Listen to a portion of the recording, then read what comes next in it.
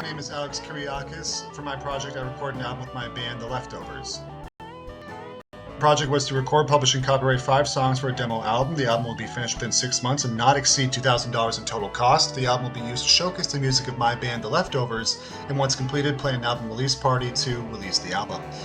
I chose this project because as a band, we were already discussing making an album, so the timing was perfect. We had over 20 plus original songs, but needed to narrow things down to a demo EP. So we selected 5 original songs to record for a demo album, record, edit, master, and mix each song, copyright, then publish through Spotify, SoundCloud, Bandcamp, and YouTube.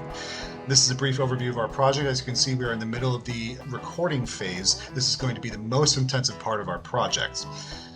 We're only able to get into the studio 2 times a week on Tuesdays and Thursdays, so while the total day count for the project is relatively low compared to the time elapsed that will occur before the project ends, you gotta do with what you can.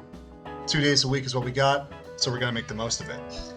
If you can look at the project schedule here, you can see that the recording phase is the longest and most intensive part of the project. We tried to overlap it with the art generation for the album art, and we were able to get a pretty good deal there, as you can see at the end of the presentation.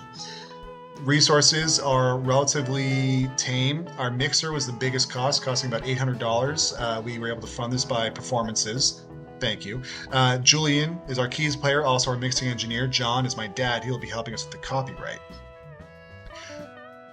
Ben and myself, 2 of our band members, were able to do most of the documentation. Ben would document the software that we used, settings that we had, and I made sure we stayed on track.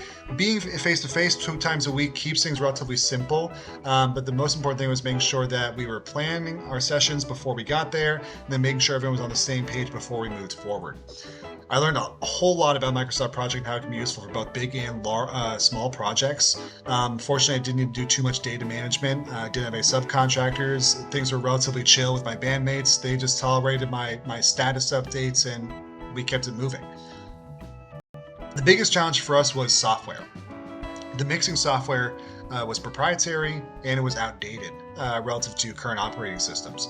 So we had to pour through YouTube videos, manufacturing threads, forums, all that to try and learn what these problems were. But the biggest takeaway I had was that as a project manager, I need to build in time for troubleshooting and research when we're engaging with something that we're not familiar with. And then I realized that project managers need to do this for any potential issue that may come up and try to anticipate all problems that they can and build that time into the schedule. This is the album art for the project, or tentative for now. We were able to get a good sweetheart deal with the artist by letting him play in our studio every now and then when he comes in town. Thank you to Professor Bograd for an incredible course and being very patient. Thank you to the entire class for your help throughout the course. And thank you to my band for tolerating my weekly check-ins and status updates. Thank you to everyone at the STEM Expo, and good luck.